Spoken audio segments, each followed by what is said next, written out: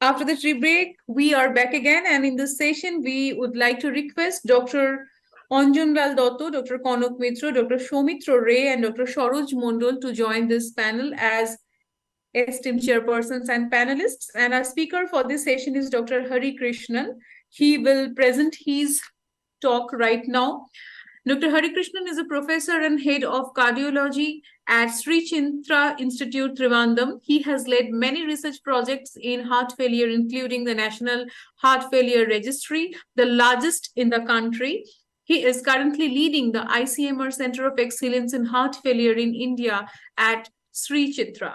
He has more than 200 publications in international journals with more than 50,000 citations. He was awarded the Amrut Mori Unichem Prize for ICMR and Research in Excellence Award from Society for Heart Failure and Transplantation. He is currently the editor-in-chief of Heart Failure Journal of India and the chair of the Heart Failure Council of the Asian Heart Society. So, over to the presentation by Dr. Harikrishnan.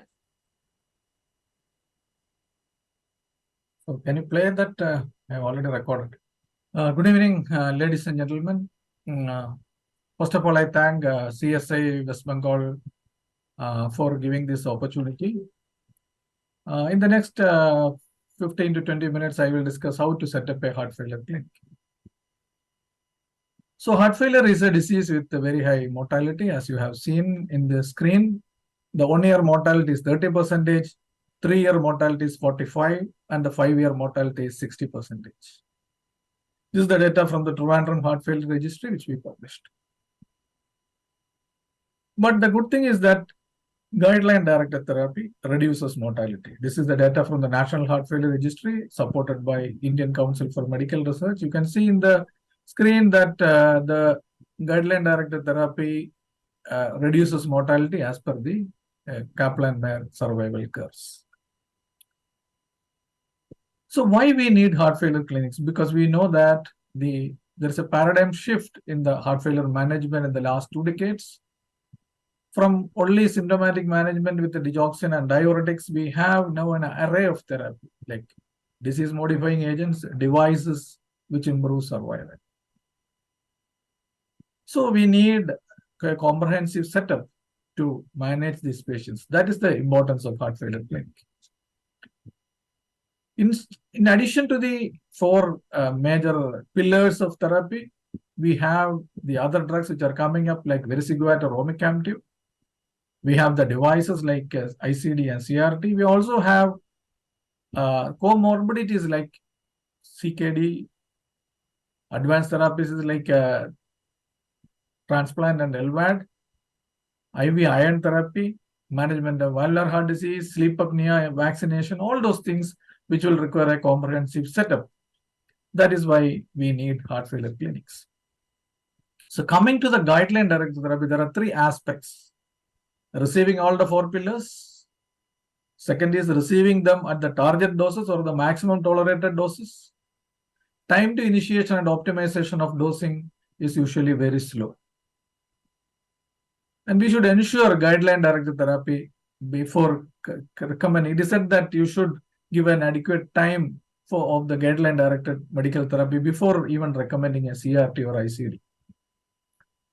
So this is the data from the CHAMP Heart Failure Registry, where it shows that the number of patients reaching target doses. We know that we have to reach the target doses to derive the maximum benefit in heart failure pharmacotherapy. You can see that the range varies from 11% to 25%. And even at 12 months, you can see that it is not reached any further. It is still reaching around 27%. So the number of people reaching the target doses are very, very low. But we have to see another data from Biostat CHF trial. You can see that whether you reach 100% of the target doses, whether you derive the benefit, or if you reach 50 to 99% of the target doses. The good thing is that even if you reach 50 to 99% of the target doses, you are able to reach almost the same benefit as the patients who are reaching 100% of the target doses. So we should aim at least to reach 50 to 99% of the target doses. That should be our aim.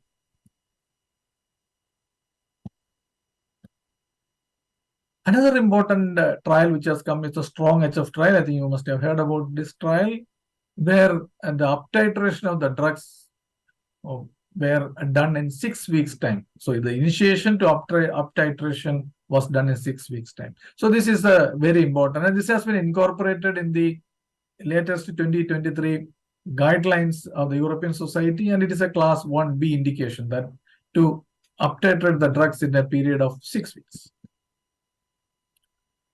Coming to the factors of non-use of the drugs or the sub-target dosing, what are the major factors we will discuss?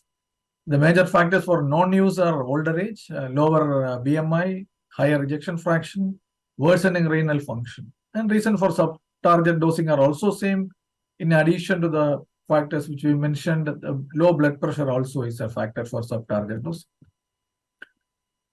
A reason for treatment gap, this has been summarized in this cartoon. You can see that the patient-related factors, the provider-related factors, and the system-related factors. The patient-related factors are contraindication, side effects, non-compliance, etc. The provider-related factors is basically inertia and knowledge gap, and the system-related factors is incorrect data collection and inadequate risk adjustment. The cost issues also will come. Clinical inertia is one very important thing, which is actually a multifactorial problem with contributions from all the three factors: the providers, the patients, and the system. And the most important factors is the failure of the physicians to see the importance of achieving the target doses or the maximum tolerated doses. This is an important barrier in the treatment of heart failure. Self-care behavior, for example, the important aspects like exercise, low sodium diet, weight monitoring are very low, and heart failure clinic can improve on this. So what is a heart failure clinic? To define it, it's an organized setup for the regular and systematic follow-up and management of patients with heart failure aimed at improving their outcomes and quality of life. This is in short what is a heart failure clinic. The goals of the clinic: to reduce morbidity and mortality, to reduce readmissions, identify contributors to heart failure progression, maintain quality of life and quality of care. How the goals are accomplished: educating the patients about their disease, guiding the patient towards the best possible medical device and surgical therapy, providing a helping hand when these patients decompensate. The objectives are ensuring guideline-directed therapy, protocol-based workup of patients leading to accurate diagnosis. This is very important because sometimes you may miss a diagnosis which is rare, or sometimes you may miss even a common diagnosis unless you follow a protocol. Timely referral for advanced care, because we hear surgeons saying that you are referred the patient late, now we cannot do much. Identify those patients who are likely to worsen and prevent readmissions, because we know readmission is a reason for higher mortality. Programming devices, helpline to patients in case of emergency, very, very important. When the patient develops a problem, he has to contact somebody. You can create a helpline number for your clinic. Data management and research is very, very important. So how do heart failure clinics fare? This is meta-analysis of 16 randomized trials, around 4,000 patients. You can see that here, you can see that it benefits. It's a recent study, small study, but 110 patients. Utilization of guideline-directed therapy increased from 35 to 85%. Ejection fraction improved from 25 to 35, almost 10%. And the 6-minute walk distance also improved. So the multidisciplinary heart failure clinics works. Clinical effectiveness and cost effectiveness have been also proved in the case of heart failure clinics. So who are the patients to be seen in heart failure clinics? Patients recently diagnosed and discharged, those who are readmitted, those who have multi-organ dysfunction, those with low blood pressure, those requiring IV inotropic support. So what I will say is that any patient or almost all the patients should be seen in a heart failure clinics where the management is streamlined. What are the components of heart failure clinics? These are the headings: infrastructure, personnel, equipment, processes, and systems. The first question is, who should primarily manage the heart failure clinic? The general physician, is the heart failure cardiologist, is the heart failure nurse, physician assistant, pharmacist? Who is the person? Who is the key person? The cardiologist anyway will be there, or the physician will anyway be there. Who is the key person?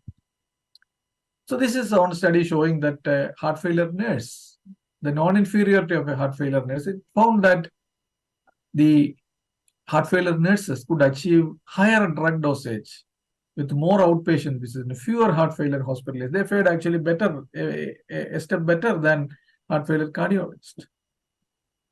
Nurse-led heart failure clinics and pharmacist-led heart failure clinics have shown to benefit. So in the Indian settings, I should say that a trained heart failure nurse is most suited in the Indian setting. Even though we don't have the concept of a nurse practitioner, where there is a prescription right for the nurse practitioner, we don't have it in India.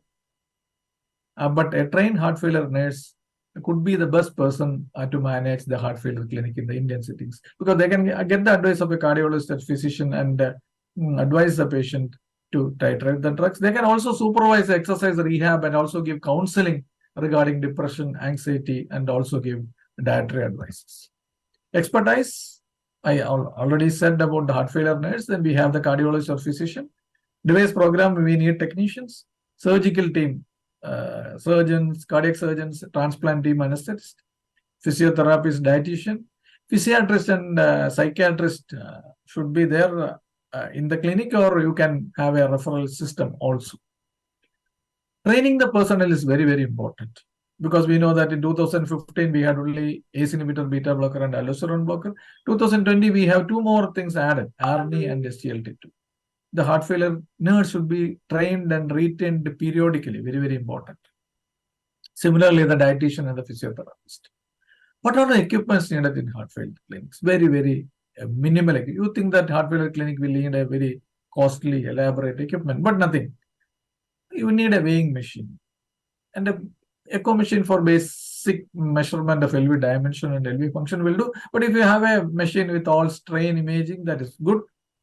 But at least if you have, you can start with a simple machine specifically for the clinic.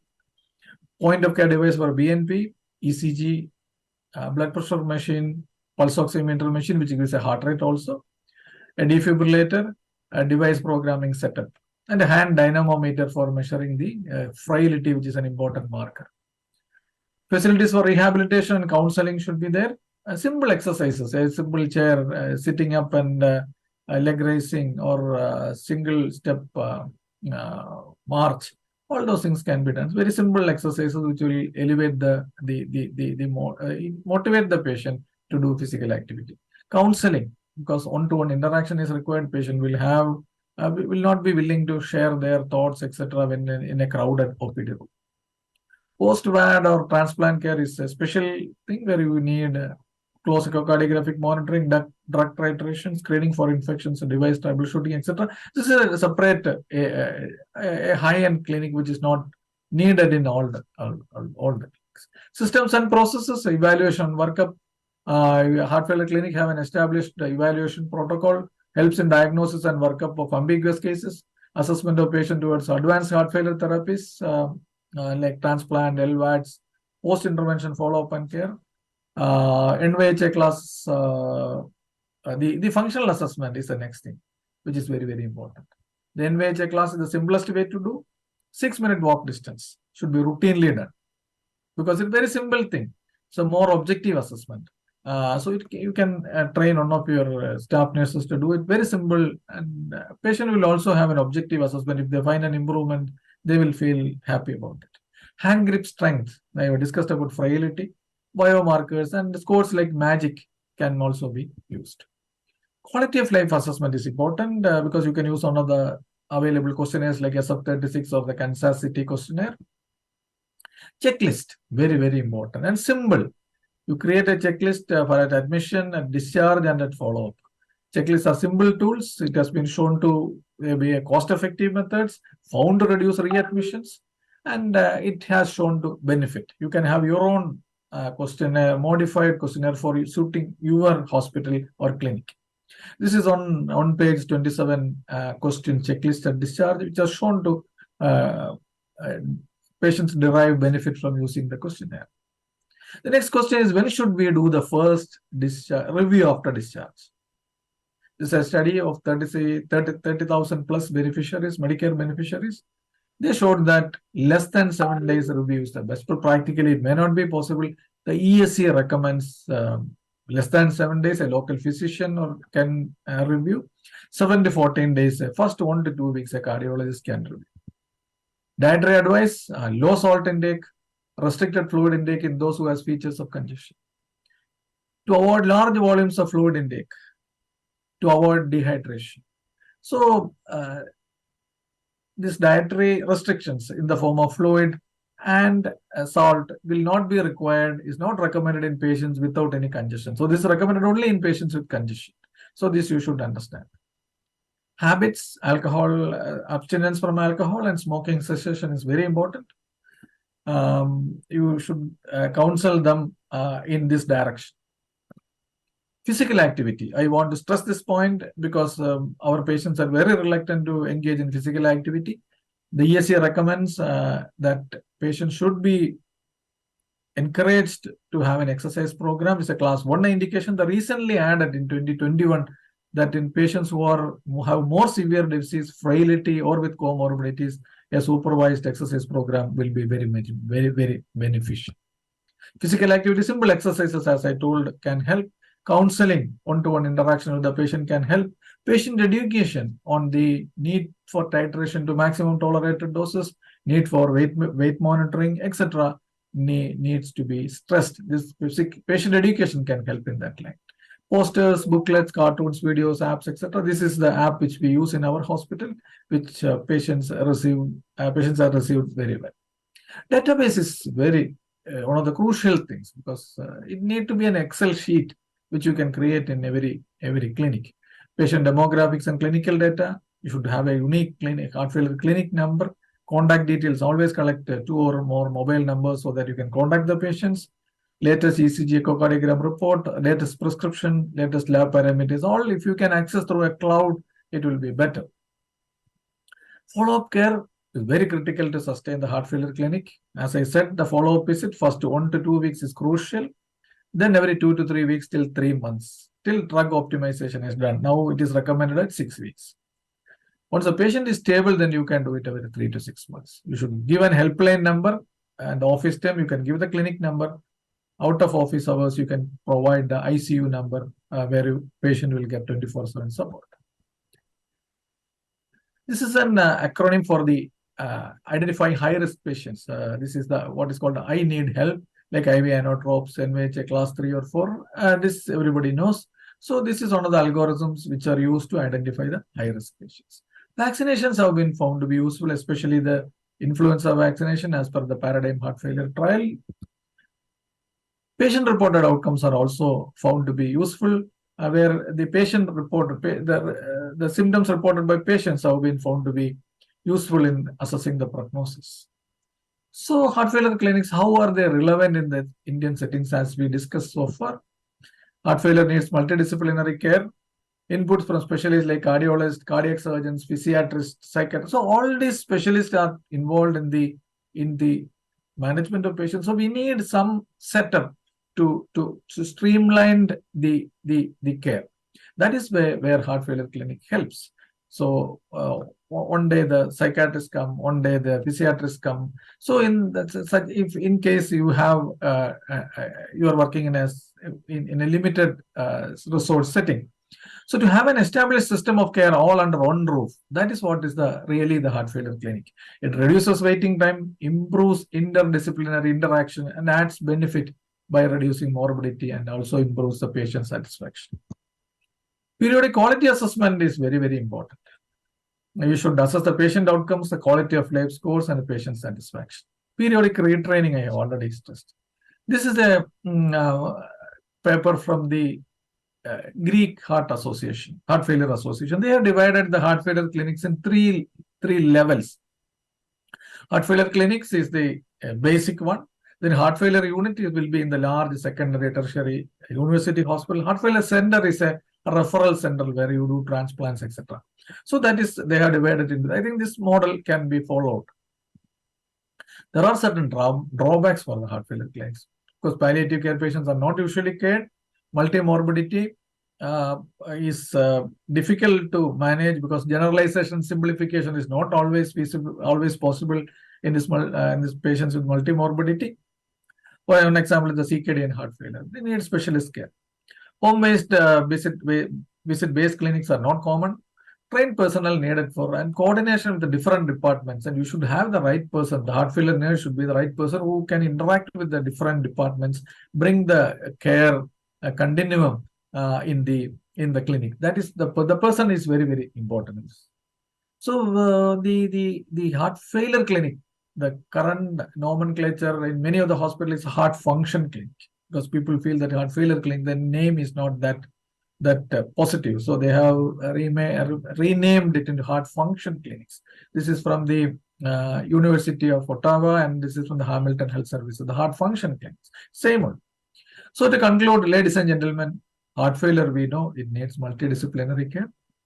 Heart function clinics, I should rename it, will bring the comprehensive care under a single entity. It is shown to reduce hospitalizations and improve patient satisfaction. It will not need a big infrastructure and only few trained personnel. And heart failure nurse is the key person in the Indian settings, as I suggest. It is much relevant in Asian settings with overloaded public healthcare system and a huge. Respected chairpersons and panelists, shall we have a small discussion session right now? Yes, thank you, Dr. Harikrishnan, for your nice deliberation regarding, and this is, I think, one of the simplest way to deal with that very complex heart failure management. So you have covered up the most A to Z of how to set up a heart failure clinic. The major concern of the heart failure patient are the lacuna that only 1/4 of the patient receiving the guideline directed medical therapy, and that is the main concern, and how to reduce this gap. And I think this setting up of heart failure clinic, even by recruiting the non-cardiologist into this team, is a novel way to deal with this problem and reduce the gap. Thank you, Dr. Harikrishnan, for your nice deliberation, and I will invite other comments from our other panelists. Hi, Dr. Soumitra here. Thank you, Dr. Harikrishnan. That was a fantastic talk and relatively new to us, of course, but you have described it very nicely. I have got two clarifications, if you may elaborate on that. Number one, that you said almost by criteria, most of the patients with heart failure should be seen in heart failure clinic. Ideally, yes. But can you cope with that? Because heart failure patients are so abundant. And I think you should be, at least to begin with, to select the patients whom you should cater to. You know, I mean, when the physician or the patient thinks that the care is getting inadequate and there is some deficiency, the clinician feels a bit inadequate in treating, and the patient feels he's not getting better as expected, then perhaps it's a case to refer to the super specialty clinic, as always occurs in the Western world. Otherwise, it is very difficult if you start from scratch for all the heart failure patients, because the numbers are really, really very large. And secondly, as you very rightly said, the heart failure nurse should be the key person. And in India, you know, unfortunately, the status of the nurses are a bit precarious. But even if we designate nurses for heart failure clinic, who will train them? Will they be trained in the nursing colleges? I suppose no. Then is it the doctor who will train them? I mean, how do you contemplate the training of the heart failure nurses in the first place? Can you elaborate on these two issues, please? Yeah, very nice points, Soumitra. The first I will take the second question, who will train the heart failure nurses? See, I think we don't have a established setup of training the heart failure nurses. So what we can currently do is we ourselves can develop a protocol and train these people, because you know what is each setup varies according to different hospitals. No? So our own hospital, our own cardiologist can train on a few, identify 2 or 3 nurses, and you can train them. So one person may not be enough, because the continuum, if the person is on leave, then the care continuum is lost. So you can try at least 2-3 people who are enthusiastic and teach the basic things. It is not at all very difficult. Actually, how to titrate, what are the warning signs, that I need help acronym. Absolutely. All those things you can teach them, and because they don't have a prescription, right? They have to be under you, because the modification of drugs will be under your care only. So in that way, it is possible to have a training. I think there are different. The Heart Failure Association of India is also planning to develop a nurses training program. We have done 2-3 programs. So I think the associations also should take up that responsibility. Regarding the first question, I fully agree that the huge number of patients, and according to an estimate, we have around 23 million heart failure patients in India. Yes. To see them in a heart failure clinic is practically impossible. So as initially I have written those patients who have recurrent admissions, who needs recurrent admissions, who needs IV inotropic drugs, who are going down in their clinical trajectory. Those patients are the ones which should be seen in a recurring closer follow. So ultimately, if I have an option, I will see all the patients in the heart failure clinic itself, and it will not require a huge setup. It is a simple. I think it is the simple, the coordinated way it is conducted, and the close follow-up which we offer to the patient. These are the only 2 things which will matter to ensure whether they are taking the drugs, they are doing the weight monitoring, any signs, symptoms of worsening. These are the things which we are monitoring. I think that itself will make a difference in the Indian setting. That is what I perceive. Yeah, Dr. Harikrishnan, thank you very much. It was an excellent presentation. I think when we talk in terms of heart failure clinic, it is a question of mindset. We must understand that the heart failure patients, all of them, have a multiple comorbid conditions. Maybe some of them in serious state, some others are not. But if we don't have that particular mindset in our approach to the treatment of heart failure, the entire approach become more useless. So we must not only have a multiple approach, we must have a team with multiple outlook and multiple insights about the heart failure. And training some sisters to acute medical situations like we have in ICU and ICU is not a very difficult job. The most important part is to have a mindset that this patient would require help of other medical personnel as well. And it may mean the multiple comorbid conditions may be very detrimental unless we take care of in time. Exactly, sir. You said the point. Exactly. I fully agree with you. It is a very highly complex situation, and nurse cannot manage all these things. I fully agree. But to have these are all sicker patients. There are patients who are relatively less sicker who will benefit in the clinic also. So the titration to drugs at a faster pace, titration to drugs to the maximum tolerated doses. Actually, there is one data showing that from the Western study, the biostat CHF, only 1% of the patient of the whole lot reaches the target doses. All the 3 drugs, 1%. So that is a thing in the West. Then we will see how our patients who are a low blood pressure, a low body mass index, it will be much more worse situation. So in those situations, probably because of the drugs are becoming cheaper, probably we may be able to help some of the patients. Dr. Harikrishnan, so you have raised another important issue that regarding the achievement of the target dose. So as you have just told that only 1% receives full target dose. So would you have, with your wide experience, can modify the dose of guideline-directed therapy in the Indian context?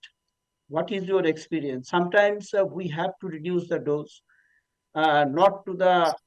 So, do you think this is very pertinent to Indian context? Yes, sir. I fully agree. See, whenever we see patients in the clinic, now we maximum try to achieve the target. Although many of times it is not possible. But now we have the data that showing that even the starting the drug, all the 4 drugs at a very small dose itself will help. So that should be our aim. At least start the 4 pillars of therapy and go to the maximum possible at the fastest possible time. That should be our aim. Even a 12.5 milligram of metoprolol or a 12.5 milligram of aldosterone blocker can help, and 5 milligram of SGLT2 inhibitors and 50 milligram BD of RNA can help. So that should be our, at least we should start all the drugs and go to the maximum possible, because many times our patients BP will be 80, 60 and all if you go higher on these drugs. So there should be a sincere effort to go to the to start all the drugs and go to the maximum tolerated doses. That is the thing. And you feel more confident to increase the dose if the patient is being treated by a number of medical personnel. Instead of, and that would help you to build up the dose. Say we have 200 BD in ARNI, but how do we achieve 100 BD clearly? Sure, sir. Sure. That is all. I think all of us agree that very few patients of in our clinic have reached the target doses of all the 4 drugs. I think very few. One small point, Hori, as you rightly said, that the GDMT should be tried before embarking on ICD or CRTD. Yeah. So how long you should give in present day scenario to reassess the patient for need of the device therapy? Yeah, because we know in the Indian settings the device therapy is costly, and we have to have our own guidelines, but we don't have it. But so we have to, because many of the anti-arrhythmia, the heart failure drugs like spironolactone and SGLT2 inhibitors have anti-arrhythmic properties, as we have seen. So we should give at least, now the recommendation is to reach 6 weeks. So if the patient doesn't have a very high risk feature like resuscitated cardiac arrest, then they should definitely go for that, like secondary prevention. If they have high risk features, we can go to the target doses, and at least we can wait for 6 weeks and then consider giving an ICD or CRT. That is practically what I can think about. Any suggestions from the expert panel? So I think we are over our time. So thank you on behalf of all the panelists and chairpersons. And thank you very much, Dr. Hari, to participate. Thank you. Thank you, sir. Thank you. Thank you. Thank you, Thanks, Hari. sir. Thank you for your insightful talk, and thank you all our respected chairpersons and panelists.